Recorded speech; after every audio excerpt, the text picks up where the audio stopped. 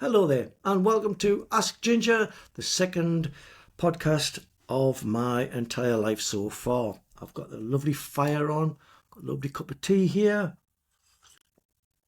and I'm ready to kick off with the first question, which is from Joe Radford. Do you think you will do an autobiography on oneself, on myself? No. Yeah, at the end, when I'm old.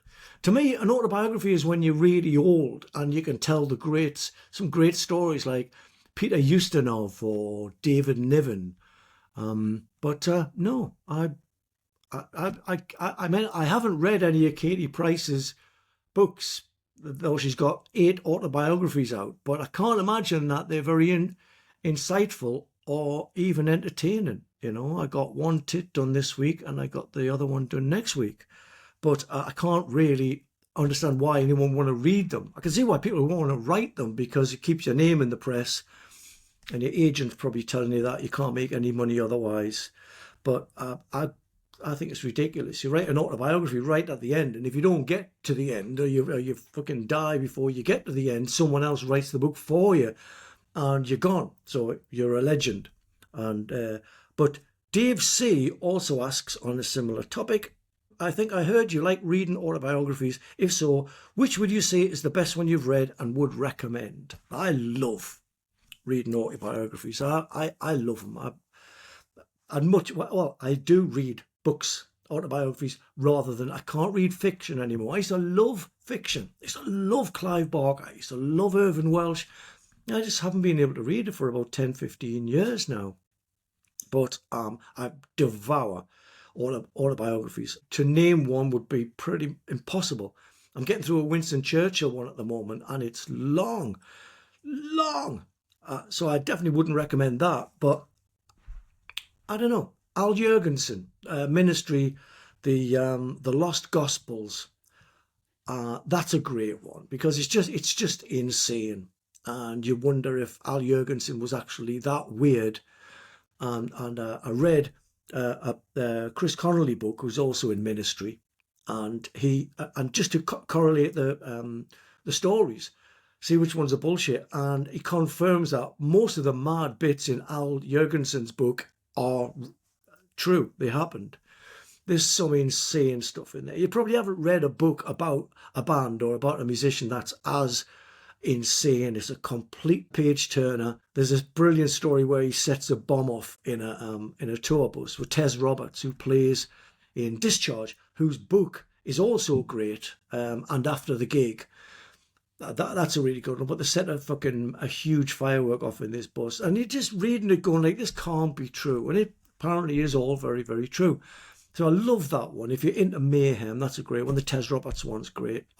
If you're into high drama, I like music autobiographies for the most part, and the Mark Lanigan one, someone whose music I haven't really paid much attention to, and now that I listen to it, I'm not that much of a fan, really. I don't like that kind of dusty blues stuff. It's never really struck a light with me. But that book, my God, that book, I've been an addict in the past, and I've never read or heard someone describe heroin withdrawal to the point that this guy does. It makes you, if you've never tried drugs in your life, this is a good way of finding out what they actually feel like when you're on them. But it's a hard book. It's hard going, and it's fucking dark. It's fucking mean-spirited. But I really got a lot from that, if only to see how far I've come since I used to be crazy into all that kind of lifestyle. So that's probably the one I'd recommend. There's probably tons. If you ask me on the next podcast, I'd probably recommend something completely different. But yeah, I do love autobiographies. This one hasn't got a name, but it's about Jonathan Daniels. I always wondered, the Jonathan Daniels who encouraged you to keep going, the 555 era, was he the same Jonathan Daniels who was in Candy, Electric Angels and The Loveless? If so, have you listened to his bands? Yes, of course I have. Yeah, it's the same Jonathan Daniels, just Jonathan's one of my favourite people in the whole world, will always be one of my favourite people in the whole world. And he's done some great stuff for me, and he helped me get a visa once. But his loyalty and his encouragement has really kept me afloat sometimes. He's one of those people that he's taught me a very important lesson. If you want something done, ask a busy person. And he is the busiest person I've ever met. And when I text him or email him a question, he comes back immediately. Anyone who doesn't come back immediately to a request, fuck them. Or they've probably got too much time on their hands, or there should be a very good reason for it. Now, I'm a staunch believer in replying things straight away, to do things straight away, to get them done, get them out the way so you can concentrate on doing other things. And my favourite people in business have always been those ones that reply straight away, basically because they can't be asked to do it later. Do it, get it out of the way. Jonathan Daniels is the one that helped me do that. He was such a supportive fella. Have I heard his bands? Yes. And it's that era of hair, glam, LA stuff that I don't really like. I don't like the sound of it. I wasn't that big a fan of that. I was into more noisy stuff at the time. So yeah, it's really good. Jonathan Daniels is an amazing player, and he's a massive lover of pop. So I imagine if I should probably go back and listen to them, but I'm not a crazy fan of that era of music. So I have heard them, but not very hard. I haven't paid that much attention. Sorry, Jonathan, if you're looking at this. This one's from Mary in Charlotte, USA. I'd like to thank you for your music, which has become the soundtrack to my life. I am just so proud of you and your accomplishments. Thank you so much, Mary. It means a lot.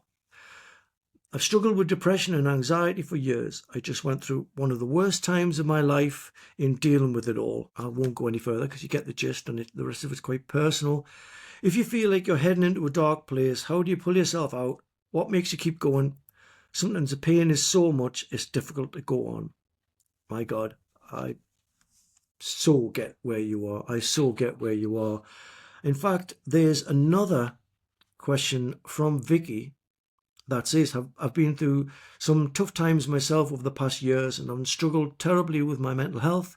I still struggle now, and haven't learned to put a smile on seems to come easy now. I know you have had some testing times in the past. What did you do to overcome them, take your mind off them, and improve your mental health state? Very, very important topic. And I hope I get to talk about this a bit more often. I had reached a point where my mental health was past decline. I was in a really, really bad place.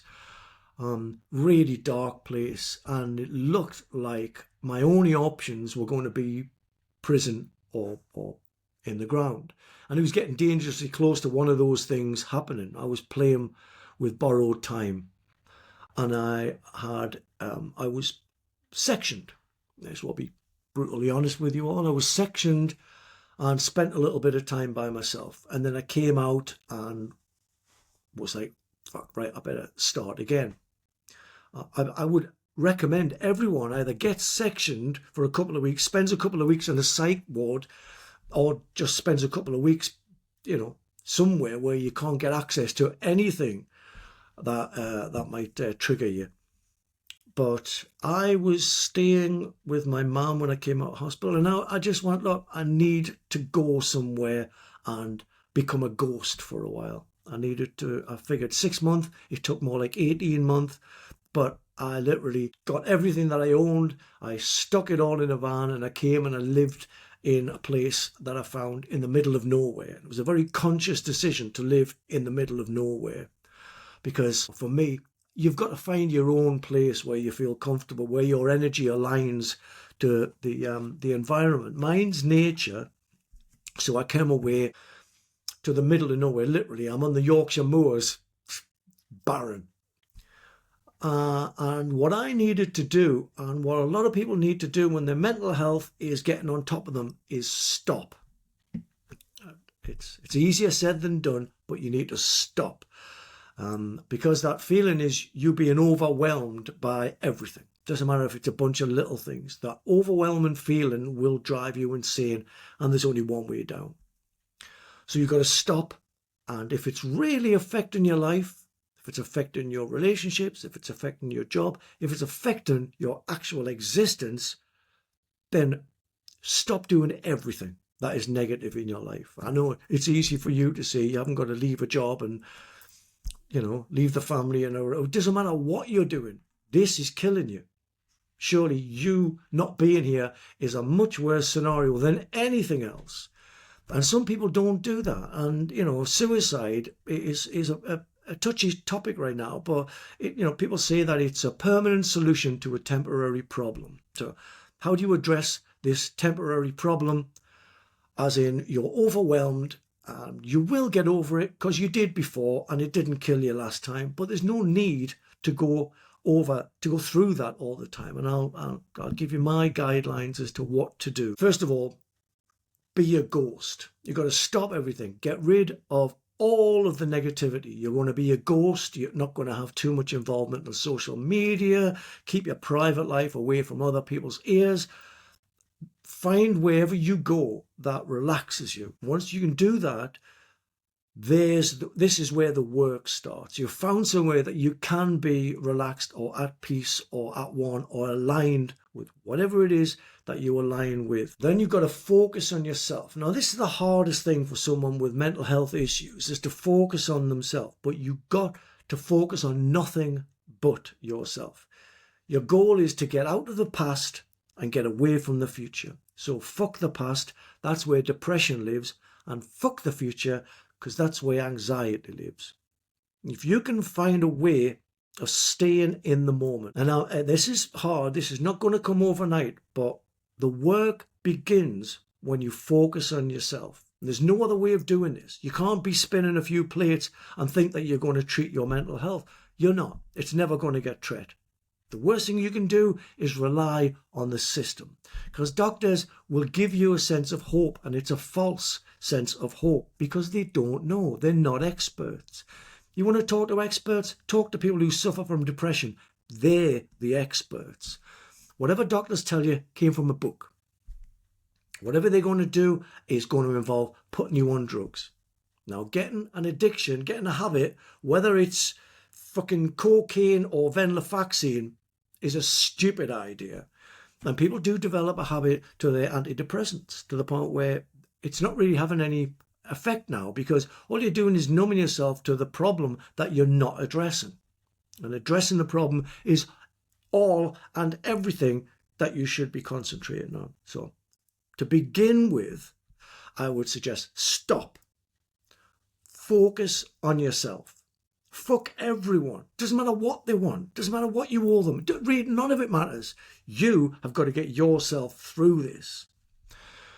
Stop, focus on yourself, and find somewhere and somehow you can disappear for a while. Become a ghost. And then the work starts. And the work, that's going to take a lot of time. But until you get yourself in a place where you can do the work, forget it. You're never going to beat this. Now, what I will say is you have way more control over your mental health than you would believe by speaking to doctors, by relying on the system, by all of these things that are sent to knock you. When was the last time you spent some time by yourself, working through things? You never have you? You never have. No one does. They carry around all of this weight, all this baggage, all this responsibility, and it gets them down. They get tired, they get exhausted. I mean, that's the thing. What people don't understand about mental health, and especially about depression, is depression isn't sadness. People go, I got depressed a few times. You haven't been depressed. It's not about sadness. Everyone gets through sadness. Everyone gets sad, and you learn a lot from sadness. What depression is exhaustion. You're divorced from everything. You can feel no joy. You can feel no connection. You can't feel any love, even for the people that you love more than life itself. You can't feel that joy. You can't feel that love. You're separated from it. To carry this on over and over again through your life is exhausting. It's not the sadness that kills people. It's the exhaustion that kills people. And they never work on stuff that they're dragging around. They're just dragging around. Why is everything so heavy? Why is everything so heavy? So my advice to anyone who's undergoing certain mental health problems is fuck the world.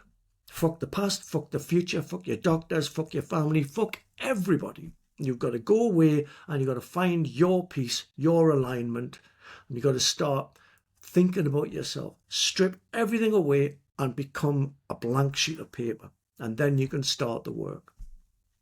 If you start doing that, then I will talk about the work, but I don't want to overwhelm everyone with stuff that's supposed to be designed to underwhelm people. But that's my advice, and you know, it's working for me. So I feel qualified in giving you that advice.